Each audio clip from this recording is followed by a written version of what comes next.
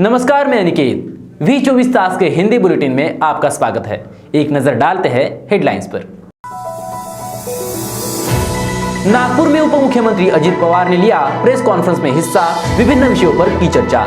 Ethanol methanol पर चलने वाली गाड़ियों का लोग ज्यादा से ज्यादा करें इस्तेमाल। केंद्रीय परिवहन मंत्री नितिन गडकरी ने दिए निर्देश।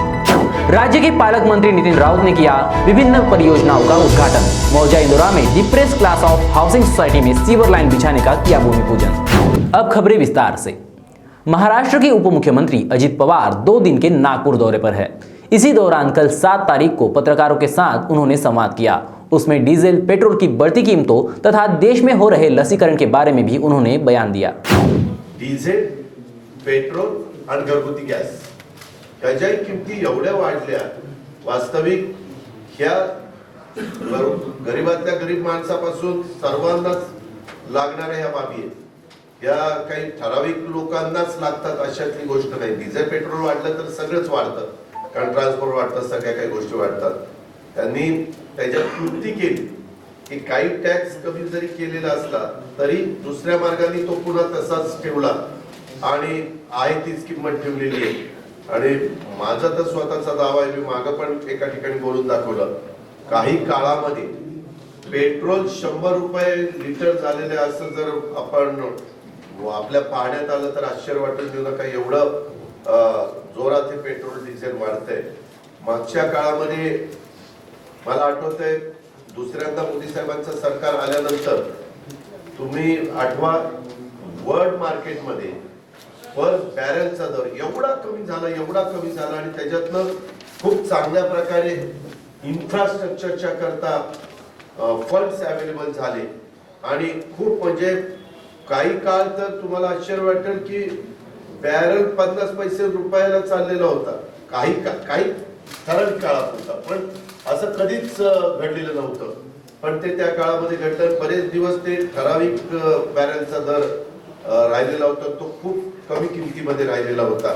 असा एक सगळा तो काळ होता। देश में बढ़ रहे प्रदूषण को कम करने के लिए सरकार व्यापक उपाय उठा रही है। देश में प्रदूषण बड़ी समस्या है। केंद्रीय परिवहन मंत्री नितिन गडकरी ने इलेक्ट्रिक और अन्य ईंधन जैसे इथेनॉल मिथेनॉल पर चलने वाली गाड़ियों का लोग ज्यादा से ज्यादा इस्तेमाल करें और जन जागृति हो, इसलिए अब नागपुर में सरकारी बुलेट प्रूफ गाड़ी छोड़ इलेक्ट्रिक पर चलने वाली गाड़ी का इस्तेमाल करने का फैसला किया है। अब नितिन गडकरी नागपुर में बुलेट प्रूफ गाड़ी नहीं तो इलेक्ट्रिक गाड़ी में दिखेंगे।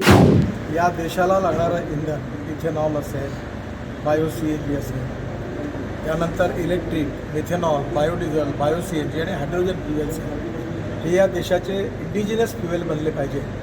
आणि म्हणून मी आता इलेक्ट्रिकला आणि या सगळ्याला अल्टरनेटिव्ह फ्युएलला प्रोत्साहन देण्याकरता नागपुरामध्ये मी माझी आता बुलेट प्रूफ गाडी सरकारने मला दिली होती, पण त्याच्याऐवजी आता मी इलेक्ट्रिक गाडी नागपुरात वापरणार आहे।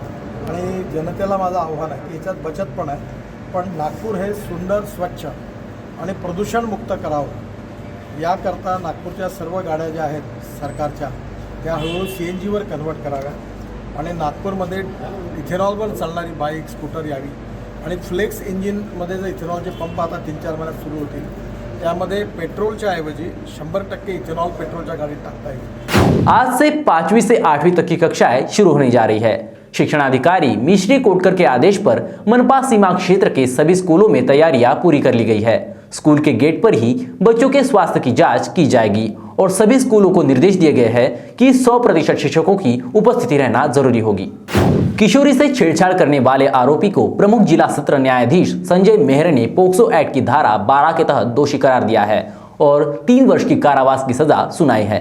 सुभाष पुतला इतवारी निवासी देवीदास हरिचंद मानवटकर पर 17 वर्षीय किशोरी के साथ छेड़खानी करने का आरोप था। 10 सितंबर को 2017 से 5 फरवरी 2018 के बीच लगातार किशोरी को परेशान कर रहा था। रास्ते पर आते जाते उसका पीछा कर रहा था, फोन पर अश्लील बातें करता था। इसी वजह से परेशान होकर किशोरी ने मामले की शिकायत पुलिस थाने में दर्ज कराई।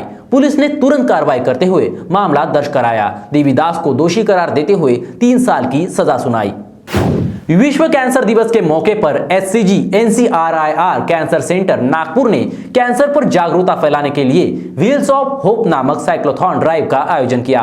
कैंसर के खिलाफ जंग को जीत चुकी 3 महिलाएं सुनीता दुबे, आरती शिवहरे, खुशबू बिरहानी कार्यक्रम के मुख्य अतिथि के रूप में मौजूद रहे और साइक्लोथॉन रैली का शुभारंभ किया।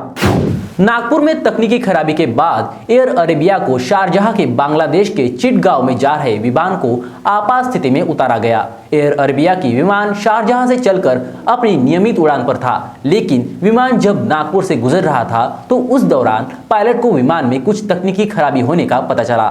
विमान के इंजन में कुछ खराबी थी। उसके बाद पायलट ने एयर ट्रैफिक कंट्रोल से संपर्क कर लैंडिंग की अनुमति ली और विमान को शाम 5:15 में डाइवर्ट कर स्थिति में उतारा गया। बताया जा रहा है कि विमान में 129 यात्री सवार थे। एक विमान की मरम्मत के लिए कंपनी ने टेक्नीशियन को बुलाया था। 10 बजे तक यात्रियों को एयरपोर्ट में ही टर्मिनल पर ठहराया गया था। 3 फरवरी को उत्तम गालवा में भट्टी से गर्म हवा और राख से सटे दुर्घटना स्थल का निरीक्षण किया गया। पल्लवी गोमपावार कंपनी के प्रबंधक, उप निदेशक, औद्योगिक सुरक्षा और स्वास्थ्य निदेशालय RK शर्मा उपस्थित थे। कंपनी के प्रबंधन को दुर्घटना की जांच करनी चाहिए और अगर जांच में प्रबंधक दोषी पाया जाता है तो उसके खिलाफ कार्रवाई की जानी चाहिए। अन्यथा अगर सरकार की ओर से जांच रिपोर्ट में कंपनी दोषी पाई जाती है तो सख्त से सख्त कार्रवाई की जाएगी। ऐसे सख्त निर्देश श्रम राज्य मंत्री बच्चू कडू की ओर से दिए गए। आता या आंदोलनाला गेली 2 महिने अधिक झालेले आहे। मला समजत नाही, हे देशातलं सगळ्यात मोठं आंदोलन आणि सगळ्यात जास्त संख्येनं असलेलं आंदोलन असताना मोदी सरकार ज्या पद्धतीनं शेतकऱ्यावर एक वेगळ्या पद्धतीचं आम्ही पाहतो का वचपा काढण्याच्या पद्धतीनं वागत आहे, हे अत्यंत चुकीचं आहे।